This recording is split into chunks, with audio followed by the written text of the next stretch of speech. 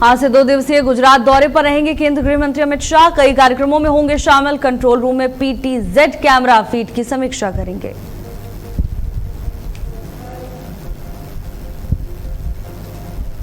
BJP अध्यक्ष नितिन नवीन का आज उत्तराखंड दौरा। आज से 3 दिवसीय उत्तराखंड दौरे पर रहेंगे नितिन नवीन। कई महत्वपूर्ण राजनीतिक बैठकों में शामिल होंगे।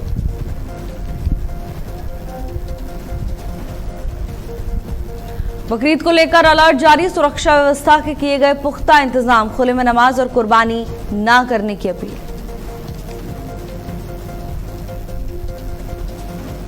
आज से बदलेगा मौसम का मिजाज। आंशिक बादल और बारिश के आसार। गरज चमक के साथ तेज हवाएं चलने की आशंका।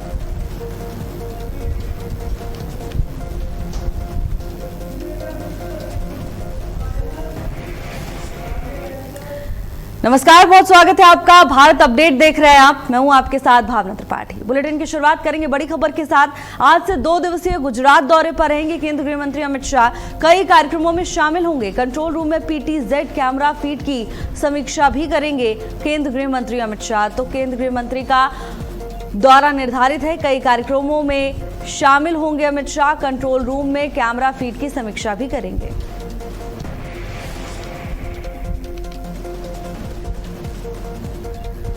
आज से 2 दिवसीय गुजरात दौरे पर रहेंगे केंद्रीय गृह मंत्री अमित शाह। कई कार्यक्रमों में शामिल होंगे और इसके साथ ही कैमरा फीड की समीक्षा भी करते हुए नजर आएंगे। तो वहीं अमित शाह के आगमन को देखते हुए प्रशासन ने पुख्ता इंतजाम किए हैं। सुरक्षा व्यवस्था के व्यापक बंदोबस्त प्रशासन की ओर से किए गए हैं। कंट्रोल रूम में PTZ कैमरा फीड की समीक्षा भी केंद्रीय मंत्री अमित शाह करेंगे। तो ये बड़ी खबर। आज से 2 दिवसीय गुजरात दौरे पर रहेंगे केंद्रीय मंत्री अमित शाह।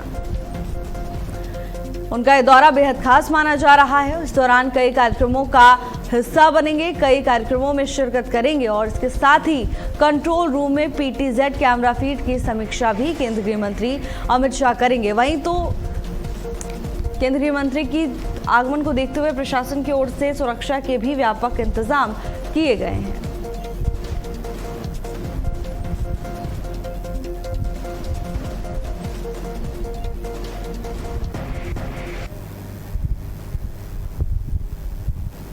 आज से केंद्रीय मंत्री अमित शाह 2 दिवसीय गुजरात दौरे पर हैं और इस दौरान कई कार्यक्रमों में केंद्रीय मंत्री अमित शाह शामिल होंगे। कंट्रोल रूम में PTZ कैमरा फीड की भी समीक्षा करते हुए नजर आएंगे।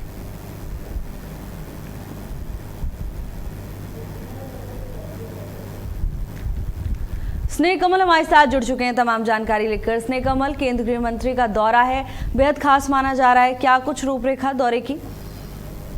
बिल्कुल, आज केंद्रीय गृह मंत्री अमित शाह आज अपने गृह राज्य गुजरात के दौरे पर आएंगे। उनका ये दौरा 2 दिन का होगा। इस दौरान वो गांधीनगर के अपनी लोकसभा, साथ ही साथ अहमदाबाद में कई विकास परियोजनाओं के शिलान्यास करेंगे और संगठन की जो है बैठक की समीक्षा करेंगे। तो कुल मिलाकर आज हम कह सकते हैं केंद्रीय गृह मंत्री अमित शाह जो स्वयं गुजरात से आते हैं, अपने गृह राज्य के साथ साथ अपने गृह लोकसभा क्षेत्र गांधीनगर जाएंगे। साथ ही साथ अहमदाबाद में, जैसा कि मैंने बताया, कि कई जो समीक्षा बैठकें हैं, उसके अलावा कई परियोजनाओं का जो है शिलान्यास भी अमित शाह करेंगे। स्नेह कमल, बड़ी सौगात भी मिल सकती है जनता को? जी बिल्कुल, अमित शाह जब यहाँ जाएंगे तो अपने जो है, जैसा कि मैंने कहा कि उनका जो गृह राज्य है, उसके अलावा उनका जो गृह जहाँ से वो लोकसभा का चुनाव होते गांधीनगर, वहाँ को लेकर जिस तरह से बताया कि कई जो है परियोजनाओं का शिलान्यास भी करेंगे वहाँ पर, और कई जो है परियोजनाएं जो पहले से निर्मित है उनको जो है अपने गृह राज्य गुजरात को जो है समर्पित करेंगे। स्नेह कमल, संगठनात्मक तौर पर भी आपने बोला कि दौरा बेहद खास माना जा रहा है। किन किन बिंदुओं पर चर्चा हो सकती है? यानी केंद्रीय गृह मंत्री पहुंच रहे हैं तो जाहिर तौर पर कार्यकर्ताओं से संवाद भी यहां पर हो सकता है। तो बिल्कुल, गृह मंत्री अपने गृह राज्य के दौरे पर रहेंगे। तो जिस तरह से आज, हालांकि उससे पहले वो सिक्किम और राजस्थान के दौरे पर रहेंगे, उसके बाद जो अपने गृह राज्य पहुंचेंगे। 2 दिनों का जो उनका जो दौरा है गुजरात के हिसाब से अगर देखें तो काफी महत्वपूर्ण है, क्योंकि उनका मुख्य कार्यक्रम साकार समृद्धि करके कार्यक्रम गांधीनगर में शामिल होगा जो हुआ। उसके बाद वो बनासकांठा के चाकदा गांव में सरकारी पायलट परियोजना का जो दौरा करेंगे। साथ ही साथ महिला दुग्ध उत्पादक को ब्याज मुक्त रूप में क्रेडिट कार्ड का वितरण करेंगे। फिर अमित शाह पंचमहल के महोलिया स्थित जो सरकारी पायलट परियोजना का भी दौरा करेंगे। वे आज गोधरा में जो है पंचामृत डेयरी के सभी राज्य की जो जिला सहकारियों की ओर से जो है डेयरी के जो अध्यक्ष हैं उनसे मुलाकात करेंगे। उसके बाद अमित शाह रथ यात्रा पर जगन्नाथ की जो है मंगल आरती कार्यक्रम में शामिल होंगे। उसके बाद अहमदाबाद के नारायणपुर में अत्याधुनिक बहु विशिष्ट स्लिम अस्पताल और अंबावाड़ी में विद्यार्थी भवन का उद्घाटन करेंगे। बिल्कुल स्नेह कमल, कैमरा फीड की भी समीक्षा करेंगे, क्या है ये और कितना इससे फायदा होने वाला है प्रदेश को? जी बिल्कुल, इसके अलावा जो है प्रदेश में जो है भारतीय जनता पार्टी के संगठन के बैठक की समीक्षा करेंगे, क्योंकि गुजरात उनका गृह राज्य है। गुजरात में अगर भारतीय जनता पार्टी करे लगातार बिल्कुल एक मजबूत गढ़ उनका है, क्योंकि वो गृह मंत्री अमित शाह के साथ प्रधानमंत्री नरेंद्र मोदी का भी गृह राज्य है। तो इस हिसाब से भी जो है यहाँ पे जो संगठन की बैठक की समीक्षा करेंगे वो काफी अहम मानी जा रही है। बिल्कुल स्नेह कमल, तो बहुत खास माना जा रहा है केंद्रीय मंत्री का यह दौरा। धन्यवाद आपका तमाम जानकारी के लिए। और वहीं बीजेपी अध्यक्ष नितिन नवीन का आज उत्तराखंड दौरा निर्धारित है। 3 दिवसीय उत्तराखंड दौरे पर रहेंगे नितिन नवीन। कई महत्वपूर्ण राजनीतिक बैठकों में भी शामिल होंगे बीजेपी के राष्ट्रीय अध्यक्ष। तो देखिए, बीजेपी अध्यक्ष नितिन नवीन का उत्तराखंड दौरा निर्धारित है। आगामी साल में उत्तराखंड में विधानसभा चुनाव होना है और ऐसे में राजनीतिक हलचल तेज हो चुकी है। भारतीय जनता पार्टी अभी से अपने संगठन को धार देने में जुटी हुई है। इससे पहले लगातार प्रशिक्षण कार्यक्रम उत्तराखंड में आयोजित किए गए, जहां कार्यकर्ताओं को ट्रेन करने का काम किया गया। और अब देखिए, बीजेपी के राष्ट्रीय अध्यक्ष नितिन नवीन 3 दिन के उत्तराखंड दौरे पर रहेंगे। आज से उनका दौरा शुरू है और कई अहम राजनीतिक बैठकों में भी बीजेपी के राष्ट्रीय अध्यक्ष शामिल होंगे। और देखिए, बीजेपी के राष्ट्रीय अध्यक्ष बनने के बाद पश्चिम बंगाल में ऐतिहासिक जीत भारतीय जनता पार्टी ने दर्ज की और अब ऐसा ही माना जा रहा है कि तमाम विधानसभा चुनाव में नितिन नवीन का जादू चलेगा। कई अहम राजनीतिक बैठकों का हिस्सा भी राष्ट्रीय अध्यक्ष नितिन नवीन होंगे। तो बीजेपी अध्यक्ष नितिन नवीन का उत्तराखंड दौरा निर्धारित है। 3 दिवसीय उत्तराखंड के दौरे पर कई महत्वपूर्ण कार्यक्रमों का हिस्सा रहेंगे। कई महत्वपूर्ण राजनीतिक बैठकों में बीजेपी के राष्ट्रीय अध्यक्ष शामिल होंगे। बीजेपी अध्यक्ष नितिन नवीन का उत्तराखंड दौरा आज 3 दिन के उत्तराखंड दौरे पर रहेंगे राष्ट्रीय अध्यक्ष नितिन नवीन और इस दौरान कार्यकर्ताओं से मुलाकात करेंगे, उनसे संवाद भी कर सकते हैं और साथ ही कई राजनीतिक बैठकों में शामिल होंगे बीजेपी के राष्ट्रीय अध्यक्ष।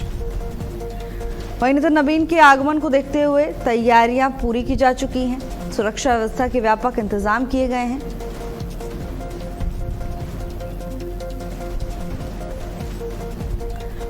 कई अहम राजनीतिक बैठकों में शामिल होंगे बीजेपी के राष्ट्रीय अध्यक्ष नितिन नवीन। तो वहीं उनके आगमन को देखते हुए प्रशासन की ओर से सुरक्षा व्यवस्था के पुख्ता इंतजाम किए गए हैं। दूसरी तरफ पार्टी के स्तर पर भी तैयारियां पूरी की जा चुकी हैं। तो अपने संगठन को एक नई धार देने में भारतीय जनता पार्टी जुटी हुई है और इसी सिलसिले में बीजेपी के राष्ट्रीय अध्यक्ष का यह दौरा बेहद खास माना जा रहा है। संगठन को मजबूती देने की दिशा में यह दौरा। देहरादून से हमारी ब्यूरो चीफ स्मिता चौहान जुड़ चुकी है तमाम जानकारी लेकर। स्मिता जी, बीजेपी के राष्ट्रीय अध्यक्ष का 3 दिवसीय दौरा है, कितना खास? बिल्कुल, हम आपको बता दें कि बीजेपी के राष्ट्रीय अध्यक्ष नितिन नवीन आज से 3 दिवसीय दौरे पर उत्तराखंड आ रहे हैं, जहां वो सिलसिलेवार जो है बैठकें करेंगे। हालांकि आपको बता दें 2027 का विधानसभा चुनाव है, जिसको लेकर ये दौरा बेहद अहम माना जा रहा है।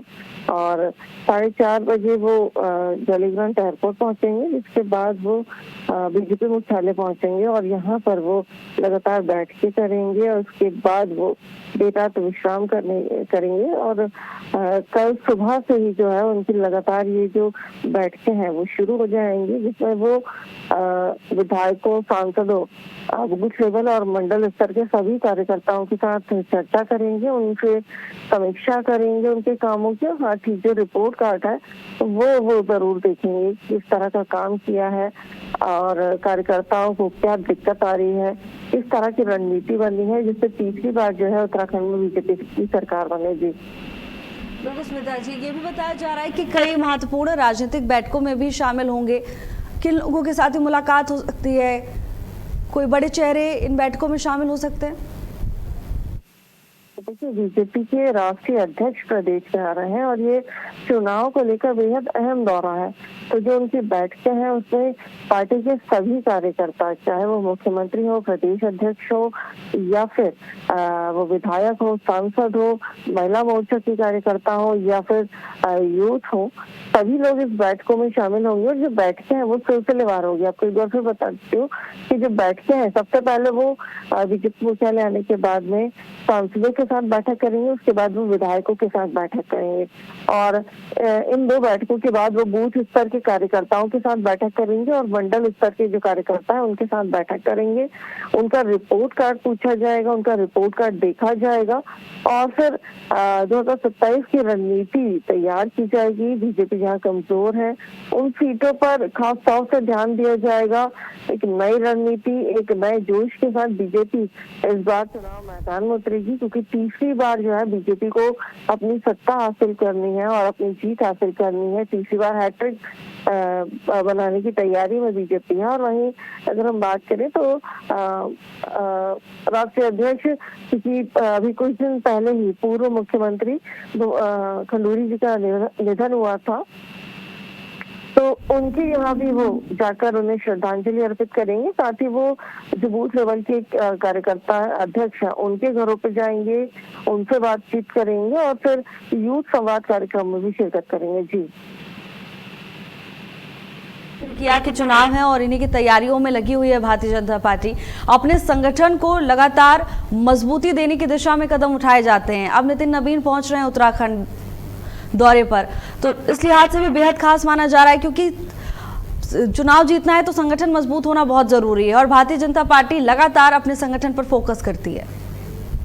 बिल्कुल, संगठन बीजेपी के लिए बहुत महत्वपूर्ण होता है और यही वजह है कि संगठन जिन जिन जगहों पे कमजोर रहा है या उन्हें लगता है कि यहाँ पर हम कमजोर साबित हो सकते हैं, जहाँ में विपक्ष मात दे सकता है, तो उन तमाम जगहों पर जो है किस तरह की रणनीति तैयार हो जिससे जो कमजोरी है वो मजबूती में बदल जाए और जो एक धार होती है संगठन को देने के लिए, एक जो नई योजना होती है वो तैयार की जाएगी। तो ये बेहद अहम और खास दौरा है विधानसभा चुनाव 2027 को देखते हुए। जी,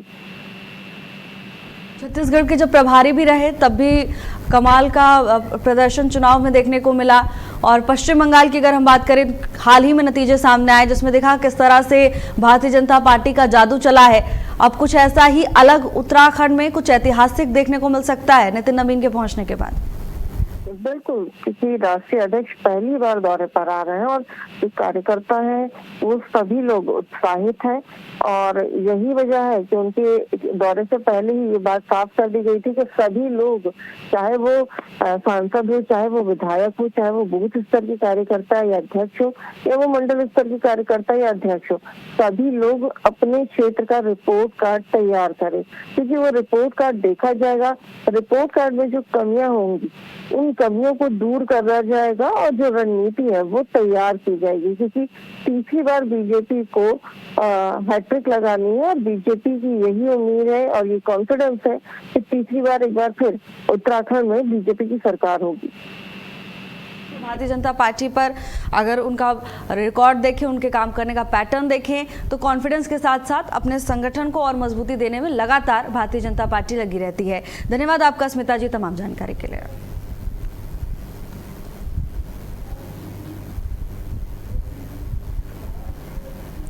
और वहीं आज देश भर में बकरीद मनाई जा रही है। लखनऊ में बकरीद को लेकर प्रशासन पूरी तरह से अलर्ट मोड पर है। खुले में नमाज कुर्बानी ना करने की अपील प्रशासन की ओर से की गई है और इसी सिलसिले में पीस कमेटी की तमाम बैठकें भी आयोजित की गई, जिसमें उलेमाओं, धर्मगुरुओं से संवाद किया गया।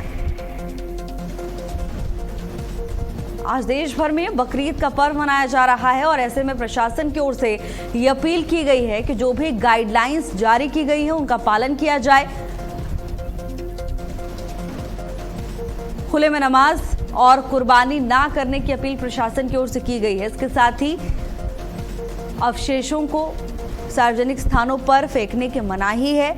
आप कहीं भी अवशेषों को डिस्पोज नहीं कर सकते हैं। इसके साथ ही प्रतिबंधित जानवरों की कुर्बानी देने पर भी मनाही है। तो आज देश भर में बकरीद का पर्व मनाया जा रहा है, लेकिन प्रशासन पूरी तरह से अलर्ट है और ये तमाम अपीलें की जा रही हैं कि जो भी गाइडलाइंस जारी की गई हैं उनका पालन जरूर करें। जैसे कि खुले में नमाज पढ़ने पर प्रतिबंध है और खुले में कुर्बानी देने पर रोक रहेगी।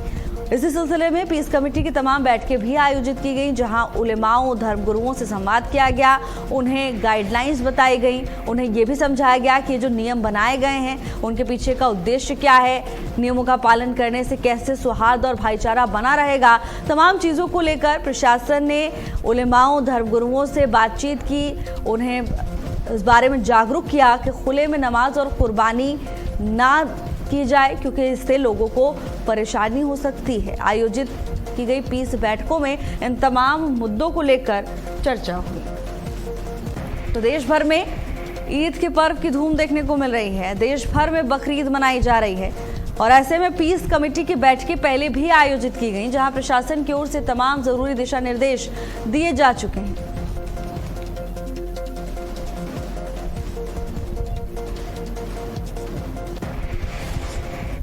और अब खबर नोएडा से, जहां ईद के मौके पर पुलिस ने फ्लैग मार्च किया। संवेदनशील इलाकों में सुरक्षा बढ़ाई गई है। मस्जिदों के आसपास भी सुरक्षा के कड़े इंतजाम देखने को मिले हैं। तो बकरीद को लेकर प्रशासन पूरी तरह से अलर्ट मोड पर नजर आ रहा है। बता दें कि संवेदनशील इलाके ऐसे इलाके जो सेंसिटिव हैं, जहां उपद्रव की स्थिति बन सकती है, वहां प्रशासन की पैनी नजर।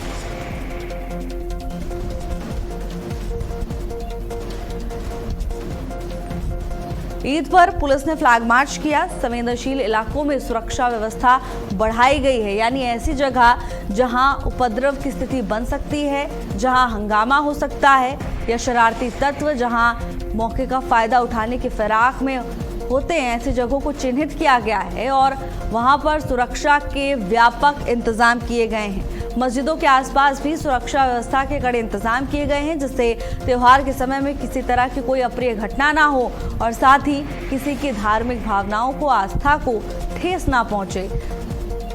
तो तमाम तस्वीरें देखिए, जहां ईद के अवसर पर सुबह से ही प्रशासन अलर्ट मोड पर नजर आ रहा है और इसी सिलसिले में फ्लैग मार्च निकाली गई। प्रशासन की ओर से संवेदनशील इलाकों में प्रशासन की पैनी नजर है। मस्जिदों के आसपास भी सुरक्षा व्यवस्था के कड़े इंतजाम देखने को मिल रहे हैं। देश भर में धूमधाम से ईद का पर्व मनाया जा रहा है, लेकिन इसके साथ ही प्रशासन ने अपील की है कि गाइडलाइंस का पालन जरूर करें। जो भी नियम बनाए गए हैं उनका पालन करें।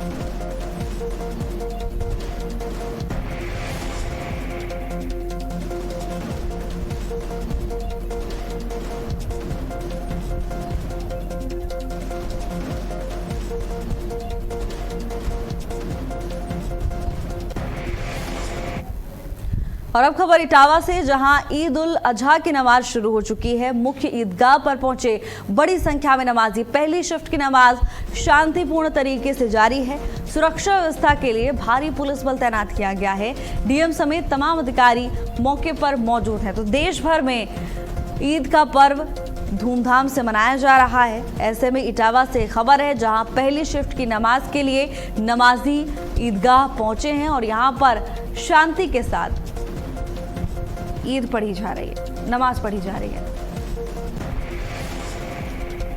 इटावा में ईद उल अजहा की नमाज शुरू हो चुकी है। मुख्य ईदगाह पर बड़ी संख्या में नमाजी पहुंचे हैं। पहली शिफ्ट की नमाज शांतिपूर्ण तरीके से जारी है। बता दें कि सुरक्षा व्यवस्था के पुख्ता इंतजाम प्रशासन की ओर से किए गए हैं और ऐसे में भारी पुलिस बल की भी तैनाती की गई है, जिससे त्योहार के मौके पर किसी तरह की कोई अप्रिय घटना ना हो। डीएम समेत तमाम अधिकारी मौके पर मौजूद।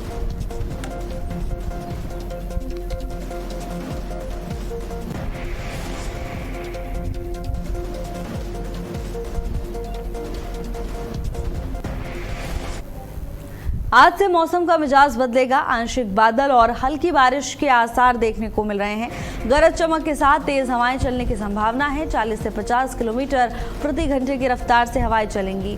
कुछ जगहों पर 60 किलोमीटर प्रति घंटा तक पहुंच सकती है हवा। मौसम विभाग ने येलो अलर्ट जारी किया।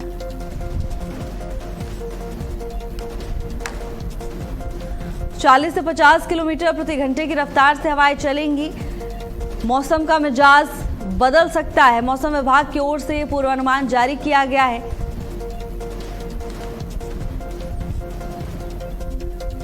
मौसम विभाग ने येलो अलर्ट जारी किया है। 40 से 50 किलोमीटर प्रति घंटे की रफ्तार से हवाएं चलेंगी। आज से मौसम का मिजाज बदलेगा।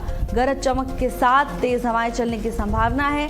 हालांकि हल्की बारिश अगर होती है तो इससे लोगों को भीषण गर्मी से राहत जरूर मिलेगी।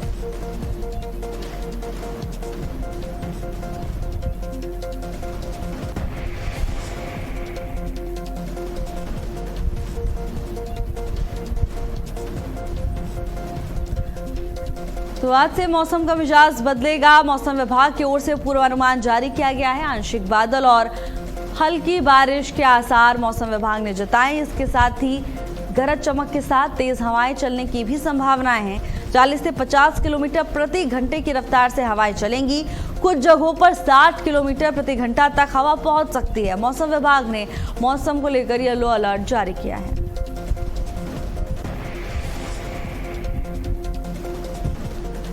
तो मौसम विभाग की ओर से येलो अलर्ट जारी किया गया है। लेकिन अगर हल्की बारिश होती है तो इससे लोगों को भीषण गर्मी से राहत मिलेगी। तापमान में गिरावट दर्ज होगी और मौसम सुहाना होगा। आंशिक बादल और हल्की बारिश के आसार जताए गए हैं। बीते कई दिनों से गर्मी से पूरे देश भर में जनजीवन प्रभावित है और ऐसे में अगर हल्की बारिश होती है तो ये बड़ी राहत होगी लोगों के लिए। कुछ जगहों पर हालांकि तेज हवाएं चलने की भी संभावनाएं हैं। मौसम विभाग ने इसको लेकर येलो अलर्ट जारी किया है। सुबह से ही कई क्षेत्रों में असर भी देखने को मिल रहा है। कई अलग अलग जगहों पर मौसम सुहाना है। दो तस्वीरें देखिए।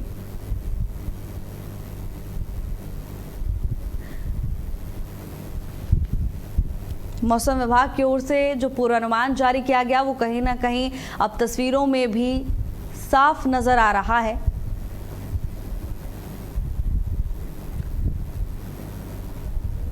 मौसम विभाग की ओर से येलो अलर्ट जारी किया गया है।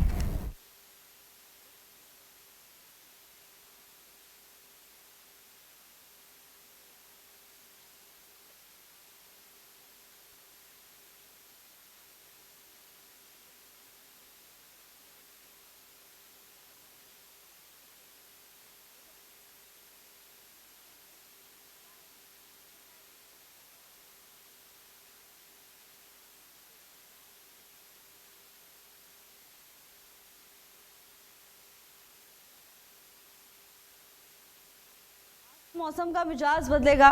मौसम विभाग की ओर से पूर्वानुमान जारी किया गया है। आंशिक बादल और हल्की बारिश के आसार जताए गए हैं। तेज हवाएं चलने की भी संभावना है। 40 से 50 किलोमीटर प्रति घंटे की रफ्तार से हवाएं चलेंगी।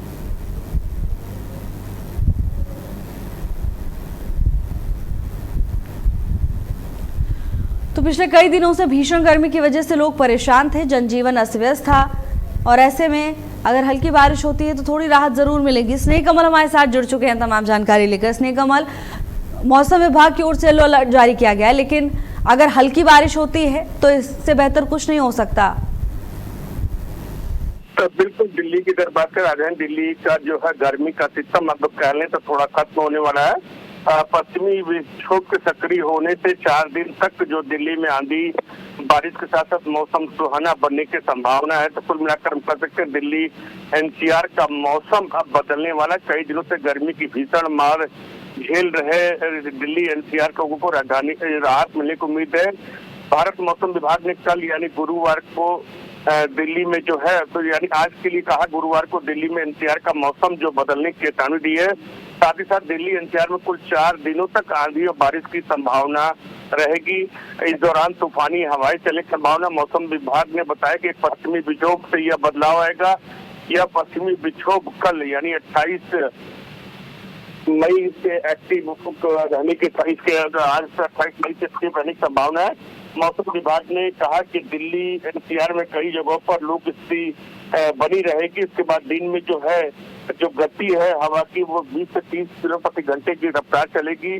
और 28 मई को जो है जिससे अनुमान था कि मौसम विभाग का जो है अनुमान था कि मौसम का मिजाज बदल जाएगा, आंशिक रूप से बादल छाए रहेंगे। दिन में जैसा कि मतलब 20 से 30 प्रति घंटे की रफ्तार से हवाएं चलेगी। मौसम विभाग ने गुरुवार की शाम या रात तक जो है हल्की बारिश का येलो अलर्ट भी जारी किया है। आंधी का हवाओं की गति जो 50-60 प्रति घंटे तक देखी जा सकती है। कहीं कहीं तूफानी हवाओं की स्पीड 70 किलोमीटर तक हो सकती है। मौसम विभाग की माने तो गुरुवार को अधिकतम तापमान 42 से 44 डिग्री सेल्सियस तक रहने की संभावना है। बिल्कुल स्नेह कमल, धन्यवाद आपका तमाम जानकारी के लिए।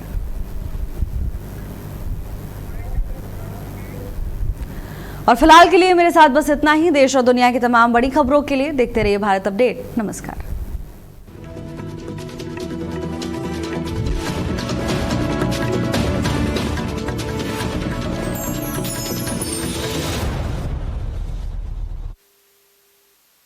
जगत में सफलता सिर्फ खबरों से नहीं बल्कि मजबूत संचालन और दूरदर्शी नेतृत्व से बनती है।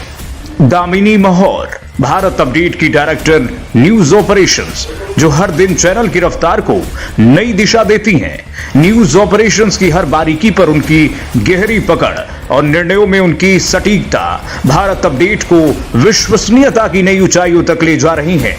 समन्वय, अनुशासन और नेतृत्व, इन तीनों का अद्भुत संगम है दामिनी महौर। उनकी कार्यशैली सिर्फ प्रबंधन नहीं बल्कि पूरी टीम के लिए प्रेरणा है। आज भारत अपडेट की सफलता में उनकी मेहनत, दूरदृष्टि और समर्पण की मजबूत छाप है। दामिनी महौर एक ऐसा नेतृत्व जो खबरों को सिर्फ संचालित नहीं बल्कि उन्हें प्रभावशाली पहचान देता है। खबर अब सिर्फ स्टूडियो तक सीमित नहीं होगी।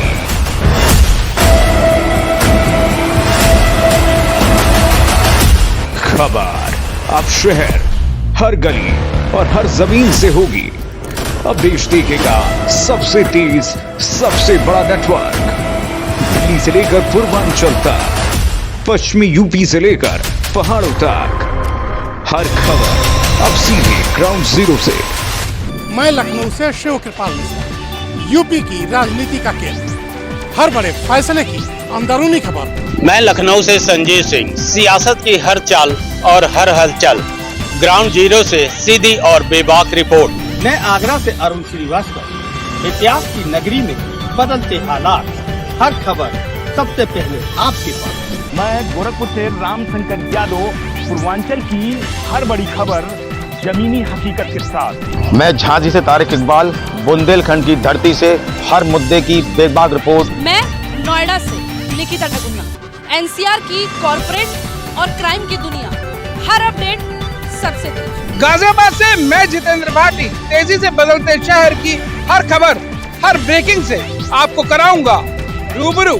मैं रायपुर से सतीश गुप्ता, छत्तीसगढ़ की राजनीति से लेकर जन सरोकार तक, हर खबर पर पैनी नजर। दिल्ली से मैं स्नेह कमल सेठ, राजधानी की सियासत से लेकर सत्ता के गलियारों तक, हर हलचल पर सबसे तेज और सबसे सटीक नजर। देहरादून से मैं स्मिता चौहान, पहाड़ों की शांति हो या फिर सियासी हलचल, हर मुद्दे की गहराई से रिपोर्ट। मैं मेरठ से अभय शर्मा, खेल, क्राइम और सियासत, हर एंगल से पूरी कवरेज। मैं मिर्जापुर से मनीष त्रिपाठी, पूर्वांचल के हर कोने से सच्चाई की गहराई तक। मैं संभल से विजेंद्र सिंह, दिखाऊंगा आपको जमीनी मुद्दों की असली तस्वीर, हर तक बेखौफ सामने।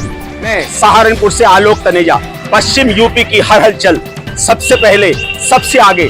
मैं वाराणसी से प्रवीण चौबे, धर्म और विकास की नगरी से हर बड़ी खबर